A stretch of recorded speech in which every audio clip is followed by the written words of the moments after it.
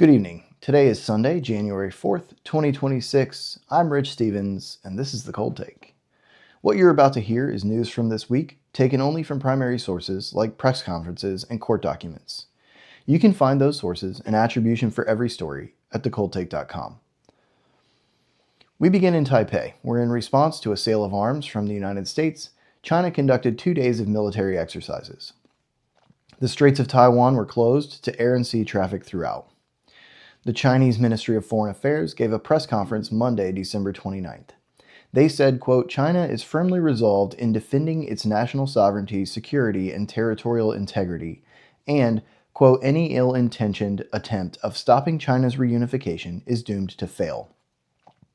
The U.S. Department of State asked China to stop trying to use the military to pressure Taiwan, and the Taiwan Ministry of Affairs thanked the United States online. On Thursday, January 2nd, Chinese officials arrived in Venezuela for talks with Nicolas Maduro, and you will not believe what happened next. Saturday, December 3rd, President Trump spoke at a press conference to announce the successful execution of Operation Absolute Resolve. At 10:46 p.m. Friday night, the president ordered that the mission go forward. Over 150 aircraft were launched from 20 bases, including warships. The joint air component was comprised of F-35s, F-22s, F-18s, EA-18s, E-2s, B-1 bombers, and numerous remotely piloted drones. This was all in support of helicopters bound for the compound of Nicolas Maduro. DOJ officers were assisted by U.S. military personnel and took Maduro and his wife into custody, returning them to the USS Iwo Jima at 3:29 a.m.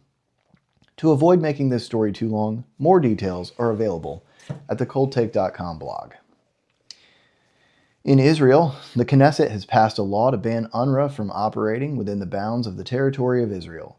The ban stems from tight connection between UNRWA and Hamas and documented instances of UNRWA aiding Hamas during the October 7th attacks in 2023.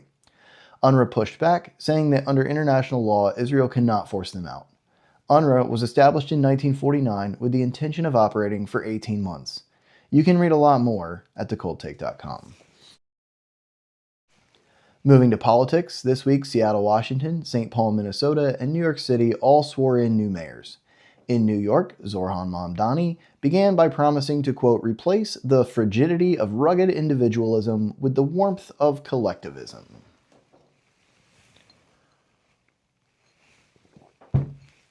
He then revoked all executive orders issued by outgoing Mayor Eric Adams after September 24th of last year.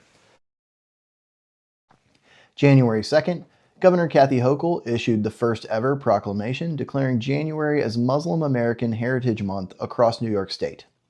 She ordered that 16 landmarks be lit green to celebrate Muslim Americans. The list includes Niagara Falls, Grand Central Terminal, and One World Trade Center. You can see the full list at thecoldtake.com. If you like news after it's been glued back together instead of when it's breaking, give us a like. If you think that being factual is better than being first, hit subscribe and share this video. It really helps the channel. If there's anything in here that we got wrong, or if you want more details about a story, let us know in the comments. Markets slumped through the New Year's holiday. The Dow Jones fell 328 points, about 2/3%, to close at 48,382. NASDAQ lost 328 points, a 1.5% loss, closing at 23,235, and the S&P 500 lost 1%, dropping 71 points to land at 68.58. Gold fell for the first time since November, losing $223 and sitting at $4,329 per ounce. In college football, New Year's Eve, the Miami Hurricanes ended Ohio State's season with a 24-14 win in the Cotton Bowl. New Year's Day, Indiana beat Alabama 38-3 in the Rose Bowl. Notre Dame fans had a lot to say about this online. But not to be outdone, Oregon blanked Texas Tech 23-0.